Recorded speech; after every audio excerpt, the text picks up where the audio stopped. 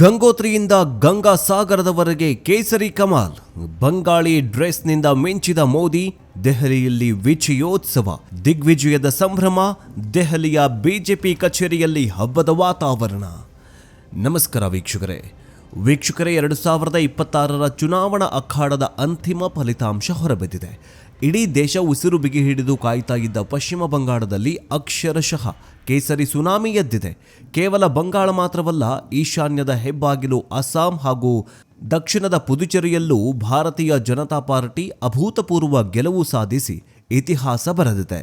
ಬಂಗಾಳದಲ್ಲಿ 15 ವರ್ಷಗಳ ಮಮತಾ ಬ್ಯಾನರ್ಜಿ ಅವರ ಟಿಎಂಸಿ ಕೋಟೆ ಧೂಳಿಪಟವಾಗ್ತಾ ಇದ್ದಂತೆ ಇತ್ತ ರಾಷ್ಟ್ರ ರಾಜಧಾನಿ ನವದೆಹಲಿಯಲ್ಲಿ ಬಿಜೆಪಿಯ ಕೇಂದ್ರ ಕಚೇರಿಯಲ್ಲಿ ವಿಜಯೋತ್ಸವ ಮುಗಿಲು ಮುಟ್ಟಿತ್ತು. ಲಕ್ಷಾಂತರ ಕಾರ್ಯಕರ್ತರ ಸಂಭ್ರಮದ ನಡುವೆ ವೇದಿಕೆ ಏರಿದ ಪ್ರಧಾನಿ ನರೇಂದ್ರ ಮೋದಿ ಕೇವಲ ಒಂದೇ ಒಂದು ಡೈಲಾಗ್ ಮೂಲಕ ಇಡೀ ದೇಶದ ಗಮನ ಸೆಳೆದಿದ್ರು.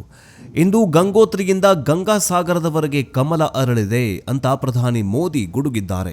ಅಷ್ಟಕ್ಕೂ ಪ್ರಧಾನಿ ಮೋದಿ ಅವರು ಹೇಳಿದ ಆ ಗಂಗೋತ್ರಿಯಿಂದ ಗಂಗಾ ಸಾಗರ ಡೈಲಾಗ್ನ ಅಸಲಿ ರಾಜಕೀಯ ಲೆಕ್ಕಾಚಾರವೇನು? ಬಂಗಾಳದ ದಿಗ್ವಿಜಯದ ನಂತರ ದೆಹಲಿಯ ಕಚೇರಿಗೆ ಪ್ರಧಾನಿ ಮೋದಿಯವರು ಪಕ್ಕಾ ಬೆಂಗಾಳಿ ಬಾಬುನಂತೆ ಸಾಂಪ್ರದಾಯಿಕ ಡ್ರೆಸ್ನಲ್ಲಿ ಬಂದು ನಿಂತಿದ್ಯಾಕೆ? ಭ್ರಷ್ಟಾಚಾರ ಮತ್ತು ತುಷ್ಟೀಕರಣದ ರಾಜಕಾರಣದ ವಿರುದ್ಧ ಜನಶಕ್ತಿಯ ವಿಜಯ ಅಂತ ಮೋದಿಯವರು ವಿರೋಧ ಪಕ್ಷಗಳಿಗೆ ತಿರುಗೇಟು ನೀಡಿದ್ಯಾಕೆ? ಭಾರತದ ಪ್ರಜಾಪ್ರಭುತ್ವದ ತಾಯಿ ಎನ್ನುವ ಮೋದಿಯವರ ಮಾತಿನ ಅಸಲಿ ಅರ್ಥವೇನು? ಬನ್ನಿ ಇವತ್ತಿನ ಈ ಡೀಟೇಲ್ಡ್ ಡಾಕ್ಯುಮೆಂಟರಿ ವಿಡಿಯೋದಲ್ಲಿ ಪ್ರಧಾನಿ ಮೋದಿಯವರ ಸ್ಫೋಟಕ ಭಾಷಣ ಮತ್ತು ಅವರ ಬಂಗಾಳಿ ಡ್ರೆಸ್ ರಹಸ್ಯ, ಜೊತೆಗೆ ಗಂಗೋತ್ರಿಯಿಂದ ಗಂಗಾಸಾಗರದ ಆ ಹಿಂದಿನ ಮಾತಿನ ಮರ್ಮವೇನು ಅನ್ನೋದನ್ನು ಇಂಚಿಂಚಾಗಿ ಮಾಹಿತಿಯನ್ನು ಕೊಡ್ತಾ ಹೋಗ್ತೀವಿ. ಈ ಮಾಹಿತಿಯನ್ನು ಪ್ರತಿಯೊಬ್ಬ ಭಾರತೀಯನು ತಿಳಿದುಕೊಳ್ಬೇಕು. ಹೀಗಾಗಿ ವಿಡಿಯೋವನ್ನು ಎಲ್ಲೂ ಕೂಡ ಸ್ಕಿಪ್ ಮಾಡದೆ ಕೊನೆಯವರೆಗೂ ನೋಡಿ. ವೀಕ್ಷಕರೇ, ನಿಮಗೇನನ್ಸುತ್ತೆ? ಗಂಗೋತ್ರಿಯಿಂದ ಗಂಗಾಸಾಗರದವರೆಗೆ ಕಮಲ ಅರಳಿದೆ ಅಂತ ಮೋದಿಯವರು ಹೇಳಿರುವ ಡೈಲಾಗ್ ಇಡೀ ಗಂಗಾ ಕಾರಿಡಾರ್ನಲ್ಲಿ ಗಂಗೆ ಎಲ್ಲಿ ಹರಿತಾಳಲ್ಲ ಅಲ್ಲೆಲ್ಲವೂ ಕೂಡ ಬಿಜೆಪಿಯ ಪಾರುಪತ್ಯ ಸಾಬೀತುಪಡಿಸ್ತಾ ಇದೆಯಾ? ಬಂಗಾಳದ ಜನತೆಗೆ ಕೃತಜ್ಞತೆ ಸಲ್ಲಿಸೋದಕ್ಕೆ ಪ್ರಧಾನಿ ಮೋದಿಯವರು ಬಂಗಾಳಿ ಶೈಲಿಯ ಧೋತಿ ಕುರ್ತಾ ಧರಿಸಿದ್ದು ಅವರ ಅತ್ಯುತ್ತಮ ರಾಜಕೀಯ ತಂತ್ರಗಾರಿಕೆ ಅಂತ ನಿಮಗನ್ಸುತ್ತಾ? ಬಂಗಾಳದಲ್ಲಿ ಬಿಜೆಪಿ ಗೆದ್ದಿರುವುದು ಭ್ರಷ್ಟಾಚಾರ ಮತ್ತು ಈ ಅಹಂಕಾರ ದುರಹಂಕಾರದ ರಾಜಕಾರಣದ ಅಂತ್ಯದ ಸಂಕೇತ ಅಂತ ನೀವು ಒಪ್ತೀರಾ? ನಿಮ್ಮ ಅತ್ಯಂತ ನಿಖರವಾದ ಮತ್ತು ಪ್ರಾಮಾಣಿಕವಾದ ಅನಿಸಿಕೆಗಳನ್ನು ಕಮೆಂಟ್ ಬಾಕ್ಸ್ನಲ್ಲಿ ತಪ್ಪದೆ ತಿಳಿಸಿ. ಜೊತೆಗೆ ಭಾರತದ ರಾಜಕಾರಣದ ದಿಕ್ಕನ್ನೇ ಬದಲಿಸಿದ ಈ ಸ್ಫೋಟಕ ರಿಪೋರ್ಟ್ ಪ್ರತಿಯೊಬ್ಬ ಭಾರತೀಯನಿಗೂ ತಲುಪುವಂತೆ ಜಾಗೃತಿ ಮೂಡಿಸುವ ನಿಟ್ಟಿನಲ್ಲಿ ಈ ವಿಡಿಯೋವನ್ನು ನಿಮ್ಮ ವಾಟ್ಸ್ಆ್ಯಪ್ ಮತ್ತು ಫೇಸ್ಬುಕ್ ಗ್ರೂಪ್ಗಳಲ್ಲಿ ಮರೆಯದೆ ಶೇರ್ ಮಾಡಿ. ಜೊತೆಗೆ ನೀವಿನ್ನು ನಮ್ಮ ಯೂಟ್ಯೂಬ್ ಚಾನಲನ್ನು ಸಬ್ಸ್ಕ್ರೈಬ್ ಮಾಡ್ಕೊಂಡಿಲ್ಲ ಅಂತಂದರೆ ಈ ಕೂಡಲೇ ಸಬ್ಸ್ಕ್ರೈಬ್ ಮಾಡ್ಕೊಳ್ಳಿ. ಯಾಕಂತಂದರೆ ನಾವು ಹಾಕೋ ವಿಡಿಯೋ ಫಸ್ಟ್ ನಿಮಗೆ ತಲುಪುತ್ತೆ. ಪ್ರಜಾಪ್ರಭುತ್ವದ ತಾಯಿ ಭಾರತ, ನಮ್ಮ ರಕ್ತದಲ್ಲೇ ಸಂಸ್ಕೃತಿ ಇದೆ. ವೀಕ್ಷಕರೇ, ಮೊದಲು ನಾವು ದೆಹಲಿಯ ಬಿಜೆಪಿ ಹೆಡ್ ಕ್ವಾರ್ಟರ್ಸ್ನಲ್ಲಿ ನಡೆದ ಆ ಬೃಹತ್ ವಿಜಯೋತ್ಸವದ ವಾತಾವರಣದ ಬಗ್ಗೆ ಅರ್ಥ ಮಾಡ್ಕೊಳ್ಬೇಕು.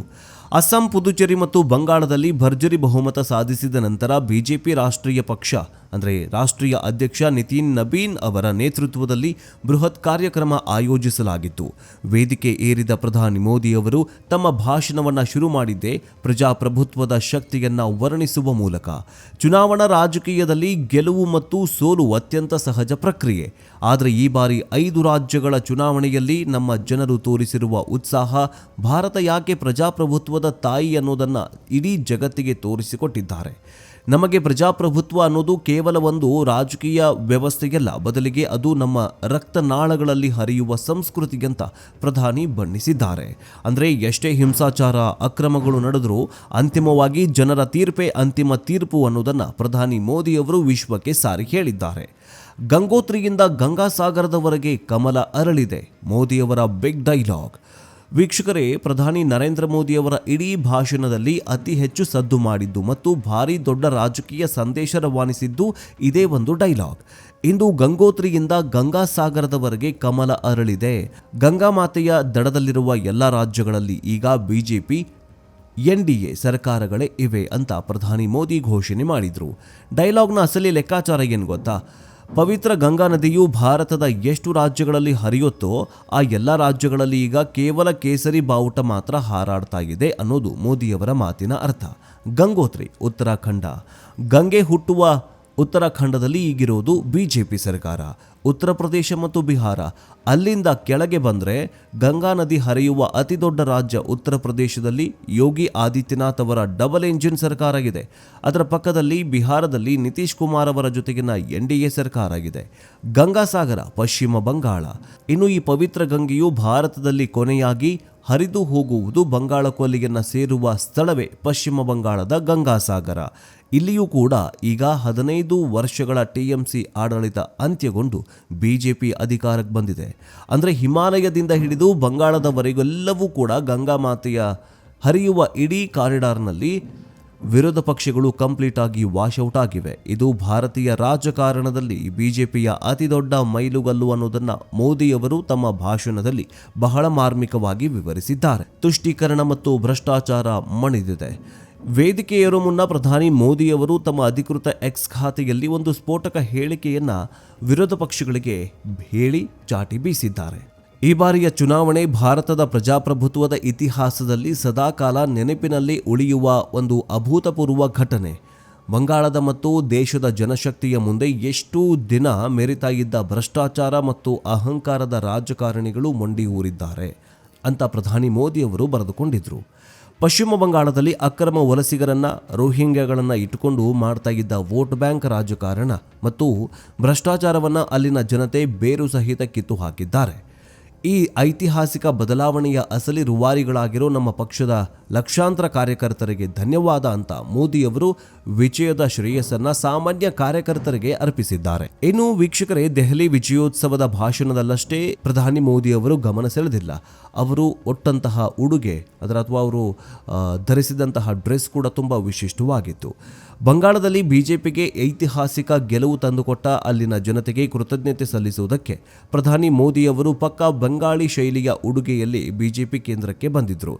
ಮೋದಿಯವರು ಬಿಳಿ ಬಣ್ಣದ ಶುಭ್ರ ಕುರ್ತಾ ಮತ್ತು ಕೆಂಪು ಅಂಚು ಇರುವ ಟಸ್ಸರ್ ರೇಷ್ಮೆ ಧೋತಿಯನ್ನು ಧರಿಸಿದರು. ಒಟ್ಟಾರೆಯಾಗಿ ಹೇಳೋದಾದರೆ 2026ರ ಈ ಪಂಚರಾಜ್ಯ ಚುನಾವಣೆ ಭಾರತದ ರಾಜಕೀಯ ನಕ್ಷೆಯನ್ನೇ ಬದಲಿಸಿದೆ. ಅಸ್ಸಾಂನಲ್ಲಿ ಅಧಿಕಾರ ಉಳಿಸಿಕೊಂಡು ಪುದುಚೇರಿಯಲ್ಲಿ ಗೆದ್ದು ಮತ್ತು ಮಮತಾ ಬ್ಯಾನರ್ಜಿ ಅವರಂತಹ ಬಲಿಷ್ಠ ನಾಯಕಿಯನ್ನ ಮಣಿಸಿ ಪಶ್ಚಿಮ ಬಂಗಾಳವನ್ನು ವಶಪಡಿಸಿಕೊಂಡಿರುವುದು BJPಗೆ ಸಿಕ್ಕಿರುವ ಭಾರಿ ದೊಡ್ಡ ವಿಜಯವಾಗಿದೆ. ಗಂಗೋತ್ರಿಯಿಂದ ಗಂಗಾಸಾಗರದವರೆಗೆ ಕಮಲ ಅರಳಿದೆ ಎನ್ನುವ ಪ್ರಧಾನಿ ಮೋದಿಯವರ ಡೈಲಾಗ್ ಮುಂದಿನ ದಿನಗಳಲ್ಲಿ ಇಡೀ ಉತ್ತರ ಮತ್ತು ಪೂರ್ವ ಭಾರತವು NDA ಹಿಡಿತದಲ್ಲೇ ಇರತ್ತೆ ಎನ್ನುವುದರಷ್ಟರ ಸ್ಪಷ್ಟ ಮುನ್ಸೂಚನೆಯಾಗಿದೆ. ಭ್ರಷ್ಟಾಚಾರ ಮತ್ತು ತುಷ್ಟೀಕರಣಕ್ಕೆ ಜನ ಬೆಲೆ ಕೊಡೋದಿಲ್ಲ ಅನ್ನೋದನ್ನು ಈ ಫಲಿತಾಂಶ ಸಾಬೀತುಪಡಿಸಿದೆ. ವೀಕ್ಷಕರೇ, ನಿಮಗೇನನ್ಸುತ್ತೆ? ಗಂಗೋತ್ರಿಯಿಂದ ಗಂಗಾಸಾಗರದವರೆಗೆ ಕಮಲ ಅರಳಿದೆ ಅಂತ ಮೋದಿಯವರು ಹೇಳಿರುವ ಡೈಲಾಗ್ ಇಡೀ ಗಂಗಾ ಕಾರಿಡಾರ್ನಲ್ಲಿ ಗಂಗೆಯಲ್ಲಿ ಹರಿತಾಳಲ್ಲ ಅಲ್ಲೆಲ್ಲವೂ ಕೂಡ BJPಯ ಪಾರುಪತ್ಯ ಸಾಬೀತುಪಡಿಸ್ತಾ ಇದೆಯಾ? ಬಂಗಾಳದ ಜನತೆಗೆ ಕೃತಜ್ಞತೆ ಸಲ್ಲಿಸೋದಕ್ಕೆ ಪ್ರಧಾನಿ ಮೋದಿಯವರು ಬಂಗಾಳಿ ಶೈಲಿಯ ಧೋತಿ ಕುರ್ತಾ ಧರಿಸಿದ್ದು ಅವರ ಅತ್ಯುತ್ತಮ ರಾಜಕೀಯ ತಂತ್ರಗಾರಿಕೆ ಅಂತ ನಿಮಗನ್ಸುತ್ತಾ? ಬಂಗಾಳದಲ್ಲಿ BJP ಗೆದ್ದಿರುವುದು ಭ್ರಷ್ಟಾಚಾರ ಮತ್ತು ಈ ಅಹಂಕಾರ ದುರಹಂಕಾರದ ರಾಜಕಾರಣದ ಅಂತ್ಯದ ಸಂಕೇತ ಅಂತ ನೀವು ಒಪ್ತೀರಾ? ನಿಮ್ಮ ಅತ್ಯಂತ ನಿಖರವಾದ ಮತ್ತು ಪ್ರಾಮಾಣಿಕವಾದ ಅನಿಸಿಕೆಗಳನ್ನು ಕಮೆಂಟ್ ಬಾಕ್ಸ್ನಲ್ಲಿ ತಪ್ಪದೆ ತಿಳಿಸಿ. ಜೊತೆಗೆ ಭಾರತದ ರಾಜಕಾರಣದ ದಿಕ್ಕನ್ನೇ ಬದಲಿಸಿದ ಈ ಸ್ಫೋಟಕ ರಿಪೋರ್ಟ್ ಪ್ರತಿಯೊಬ್ಬ ಭಾರತೀಯನಿಗೂ ತಲುಪುವಂತೆ ಜಾಗೃತಿ ಮೂಡಿಸುವ ನಿಟ್ಟಿನಲ್ಲಿ ಈ ವಿಡಿಯೋವನ್ನು ನಿಮ್ಮ ವಾಟ್ಸ್ಆ್ಯಪ್ ಮತ್ತು ಫೇಸ್ಬುಕ್ ಗ್ರೂಪ್ಗಳಲ್ಲಿ ಮರೆಯದೆ ಶೇರ್ ಮಾಡಿ.